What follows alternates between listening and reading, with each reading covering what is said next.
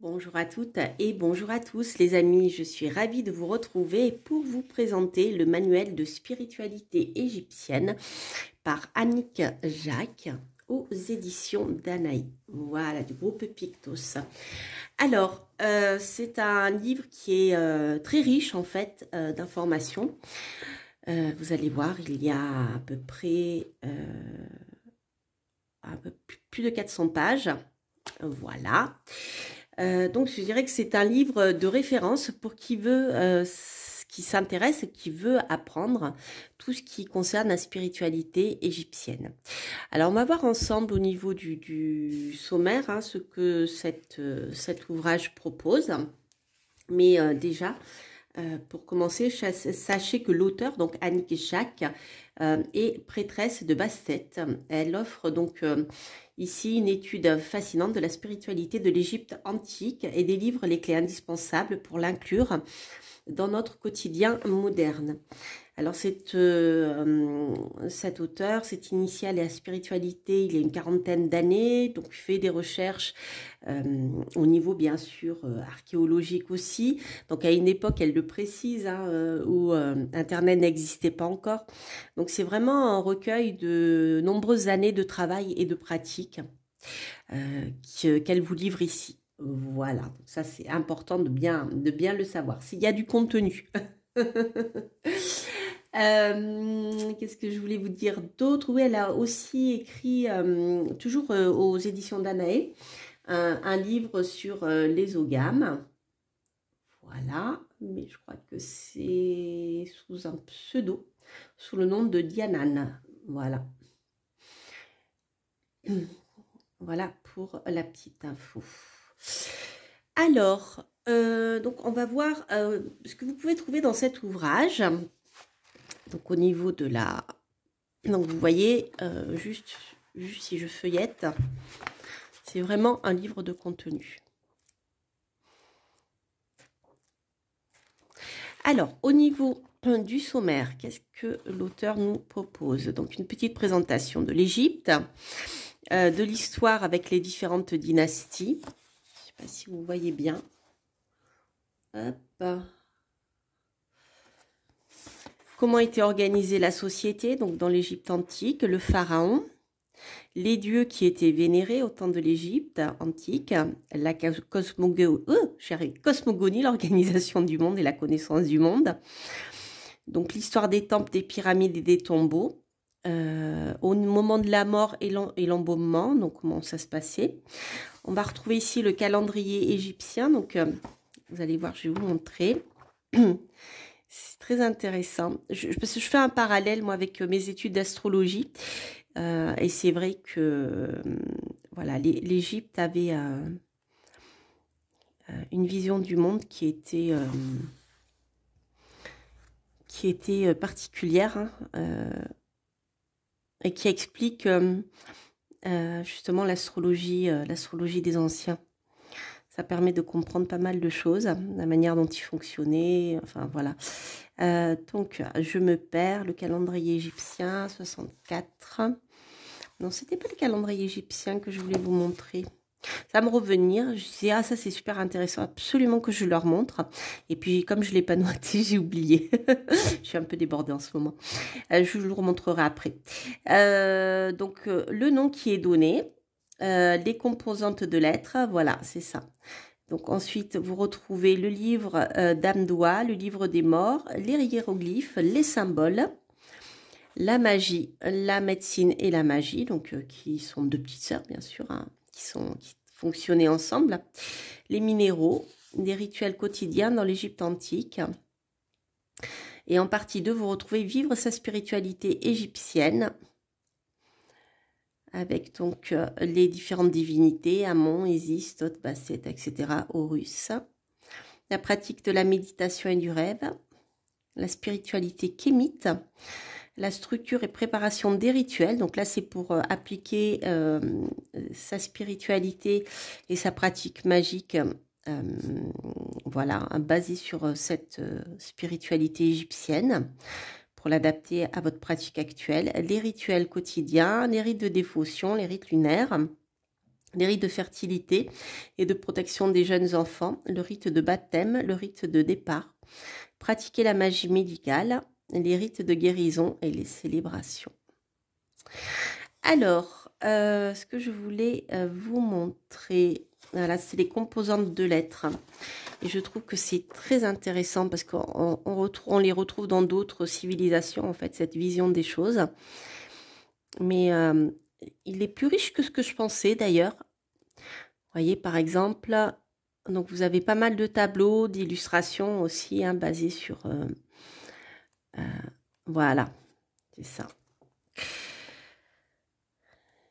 Alors, au niveau des composantes de l'être, on retrouve le corps, qui s'appelle Jet, le cœur, Ati, K, la force vitale. Rappelez-vous, plutôt en Asie, c'est le Ki ou le Chi. Voilà, C-H-I ou Kai, je ne vais pas dire de bêtises. L'âme itinérante capable d'action matérielle. La puissance invisible, l'ombre, le juge, le nom.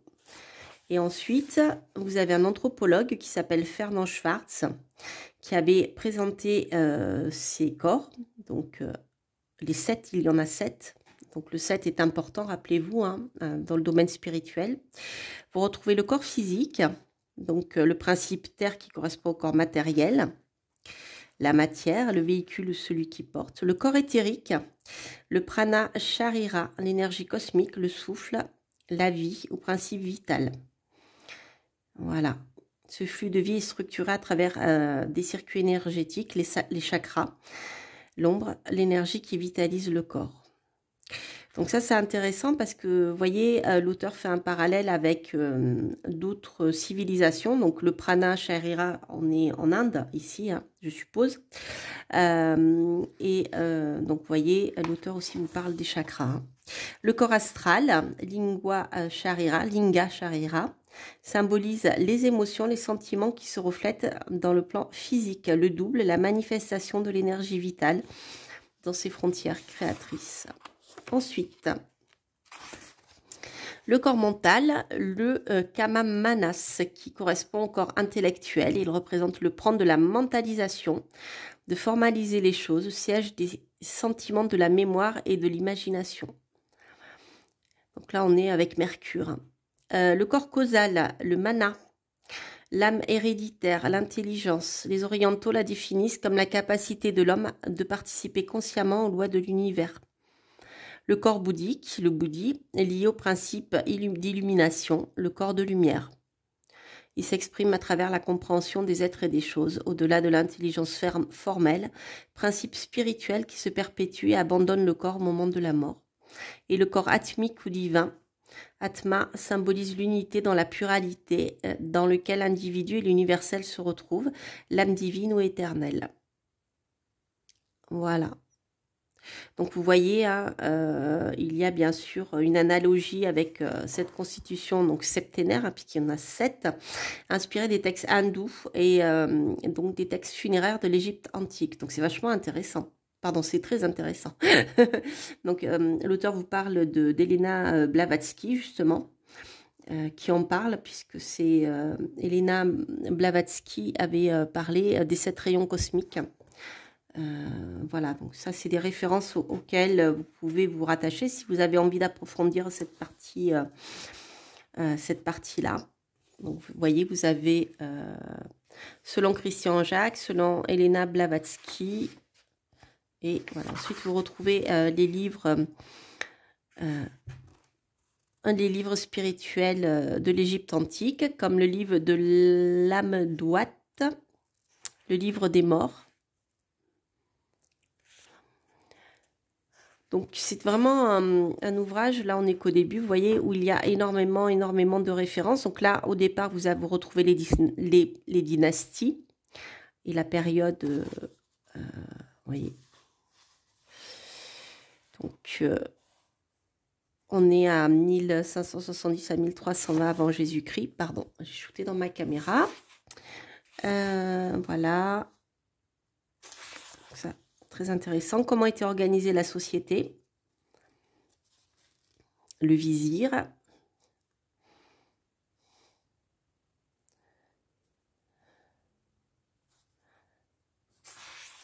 très très intéressant. Donc bien sûr, vous allez retrouver le pharaon avec les pyramides.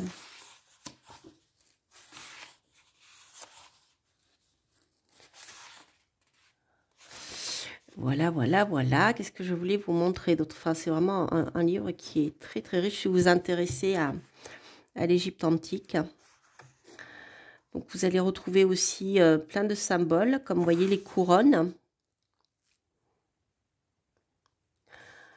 le sceptre, plusieurs sceptres, le cobra dressé, censé foudroyer les ennemis de l'Égypte. Donc on les retrouve dans les hiéroglyphes. Le nœud d'Isis, ici, voilà, tout ceci est bien expliqué. L'œil Ujat, c'est l'œil d'Horus, donc qui protège également et qui est devenu le symbole de la victoire du bien sur le mal. Donc c'est un très très grand protecteur, hein, l'œil Ujat. Le scarabée, la croix, donc vous connaissez, hein, c'est la croix de la vie, Ankh.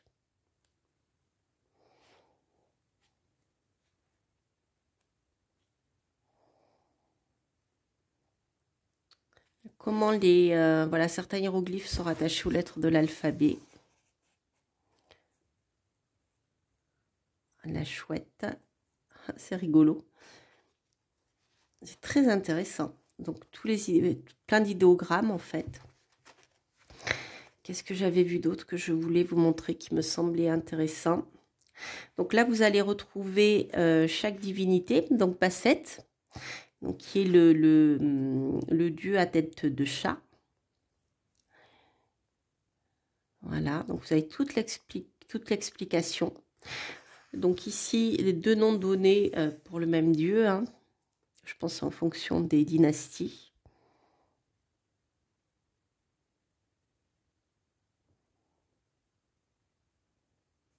Donc c'est vraiment le panthéon égyptien là.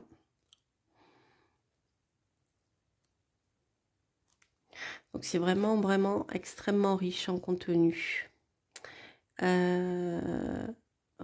alors qu'est-ce que je voulais vous montrer aussi, c'est au niveau des rituels. Donc là c'est toute la partie spirituelle égyptienne traditionnelle, hein. Voilà, on arrive ensuite à partir de la page 98 à la partie magie et médecine, les minéraux. Donc ça, si vous vous intéressez aux minéraux, vous allez être comblé puisque vous allez voir comment les Égyptiens travaillaient avec les minéraux. Hop. Voilà, la magie et les pratiques occultes faisaient partie de la vie courante. Les Égyptiens l'appelaient Eka, la déification de la magie. Donc, selon les mythes égyptiens, la magie leur avait été donnée afin qu'ils puissent se défendre de toute chose qui leur arrivait. Les amulettes de protection. Ça, c'est très intéressant. L'œil d'Horus, vous voyez, je vous en parlais, c'est l'œil Ujat. Donc, c'est vraiment une amulette de protection.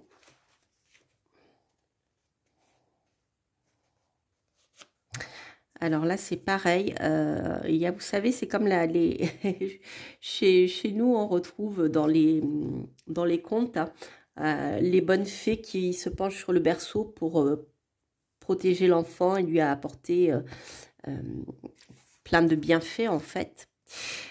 Donc là, vous avez un petit peu la même chose ici, avec au moment de la naissance, les amulettes. Ah, voilà, l'astrologie, la magie funéraire. Je vais y arriver. Hop. Les envoûtements et les malédictions. Donc, ils étaient utilisés contre les ennemis de l'État, mais aussi bien au niveau personnel. La magie divinatoire.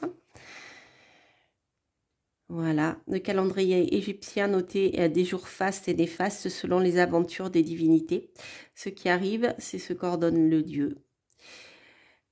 Et ici, on retrouve aussi les rêves. Donc c'est très très intéressant parce qu'en astrologie, on retrouve, lorsqu'on fait des recherches dans l'astrologie des anciens, on retrouve aussi des moments favorables, défavorables.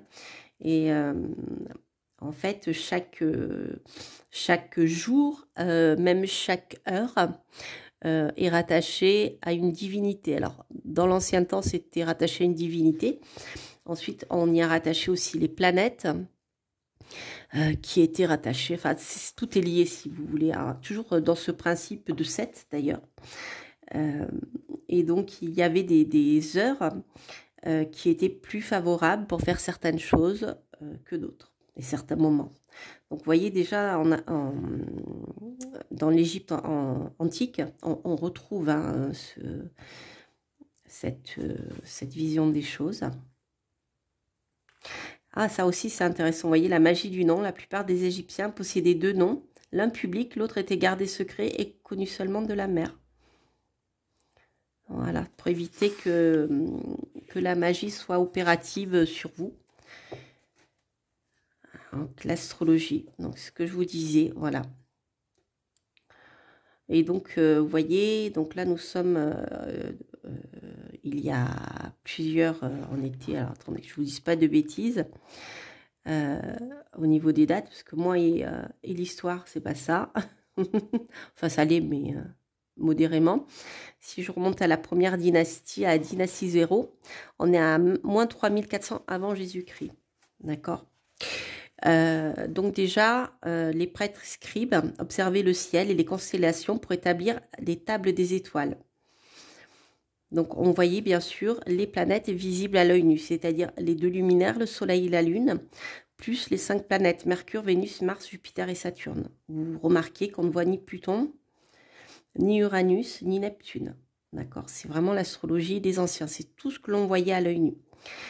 Donc en fait, le prêtre magicien pouvait conjurer par avance la destinée des hommes par des horoscopes. Voilà.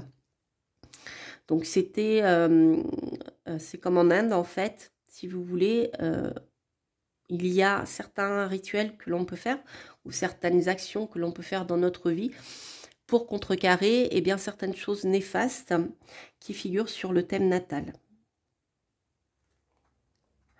Natal ou autre.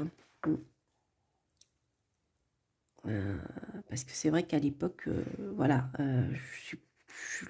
comment dire, les prêtres magiciens regardaient le ciel. Hein. Et après, certaines personnes naissaient, mais on ne regardait pas l'heure de naissance. Donc, il y avait vraiment une pratique basée sur l'observation du ciel. C'est très intéressant, vous voyez, avec la table des étoiles. Donc on le retrouve, voyez, on retrouve un zodiaque d'Andera, une époque tardive, qui représente la voûte céleste et ses constellations, qu'il est placé au plafond du temple d'Hathor. Donc on y retrouve déjà les 12 constellations du zodiaque, donc avec les décans bien sûr. Très intéressant.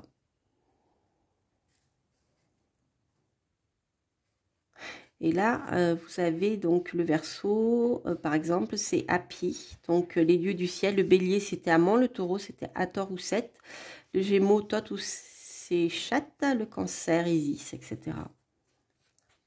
Donc, en bas, vous avez aussi, vous pouvez trouver les références bibliographiques de l'auteur aussi. Donc, ça vous permet d'approfondir. Si vous souhaitez en savoir un petit peu plus sur eh bien, la magie. Donc là, les pratiques médicales, bien sûr.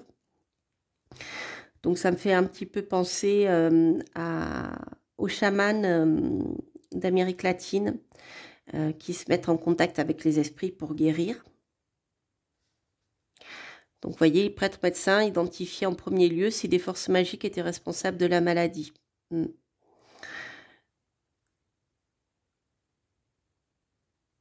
Voilà, la chirurgie.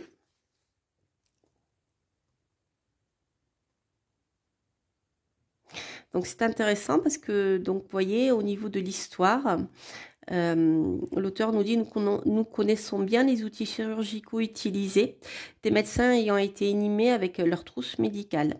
Ça me fait penser à un film qui est une comédie, mais justement, c'est Adèle Blanc-Sec qui réveille une momie, en fait, pour soigner sa sœur. Et donc, lorsqu'elle réveille les... c'est rigolo,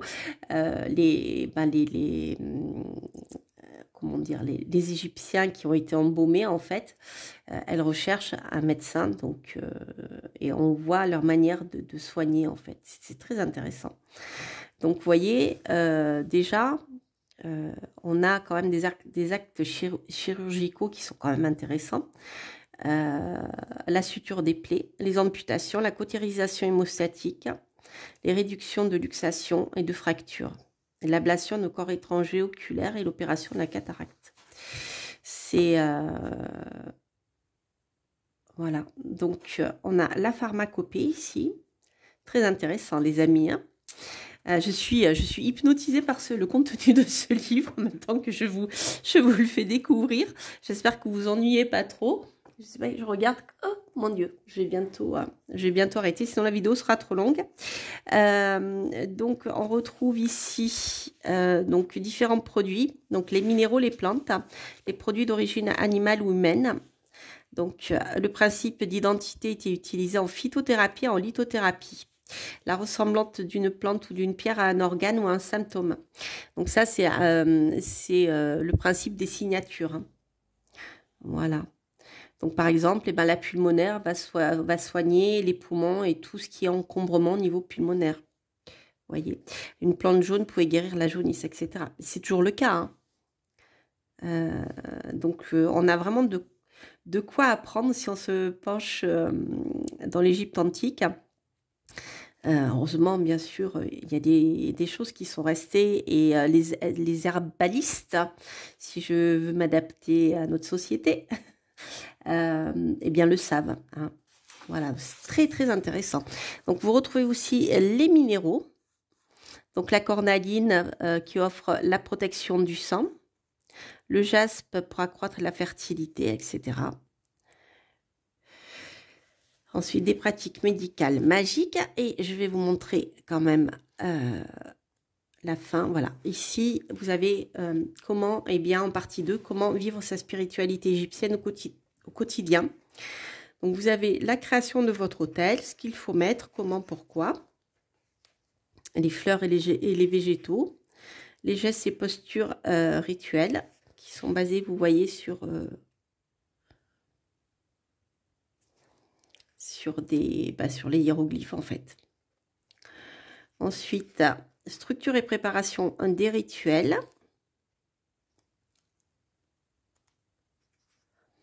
Les offrandes.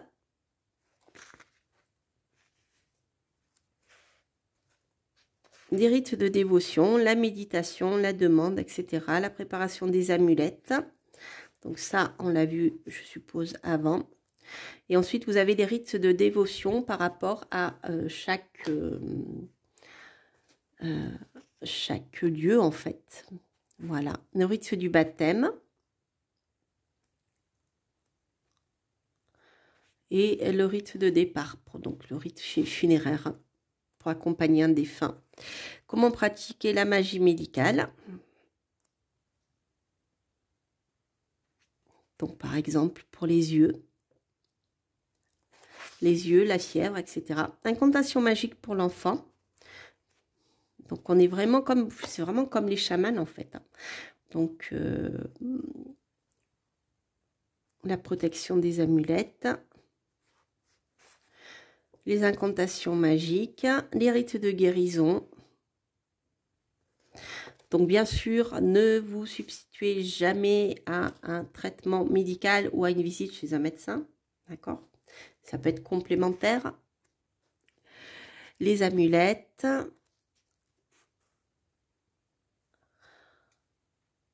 Les fêtes. Qu'est-ce qu'on a d'autre? Vous voyez, c'est vraiment hyper riche. Qu'est-ce que je pourrais vous montrer d'autre avant de clore cette review? C'est vraiment un super ouvrage.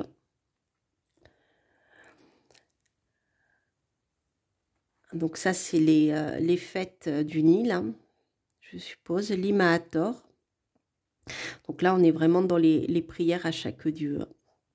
Et ensuite, à la fin, vous trouvez en annexe le lexique des hiéroglyphes.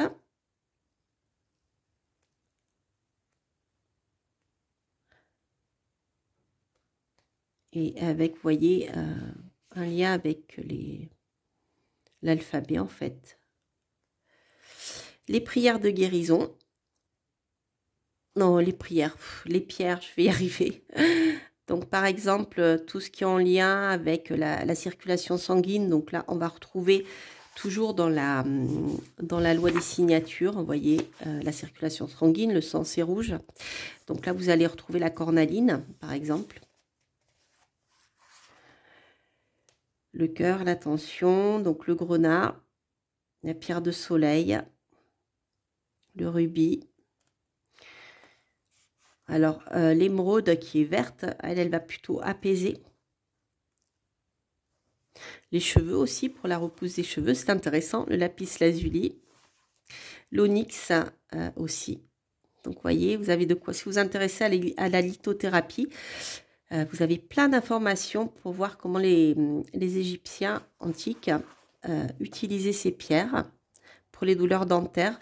D'ailleurs, l'ambre, regardez, l'ambre, vous vous rappelez, on les met autour du cou des enfants, les colliers d'ambre des bébés, lorsqu'ils font leurs dents, c'est pour les apaiser. Eh bien, vous voyez, l'ambre adoucit les douleurs dentaires. Ce n'est pas par hasard, hein, ce ne sont pas des découvertes, je dirais, contemporaine, c'est voilà, c'est quelque chose qui existait déjà depuis longtemps, donc c'est bien qu'on ne l'oublie pas tout ça. Ce qui fait aussi, je dirais, la valeur de tous ces ouvrages, du papier qui ne se perd pas, contrairement au numérique. La bibliographie qui est, bah, vous vous en doutez, extrêmement riche. Et voilà. Voilà les amis, bien écoutez, c'est un super ouvrage. Je suis vraiment, vraiment contente de l'avoir reçu. Je remercie d'ailleurs les éditions Danaï de me l'avoir fait parvenir. Il s'agit du manuel donc, de spiritualité égyptienne par Annick Jacques aux éditions Danaï, donc du groupe Pictos. Voilà les amis, j'espère que cette revue vous a plu. N'hésitez pas à liker, à vous abonner si vous passez par là, à commenter bien sûr. Et puis moi je vous embrasse, je vous souhaite plein de belles choses. Je vous dis à très bientôt pour de prochaines aventures. Portez-vous bien. Bye bye.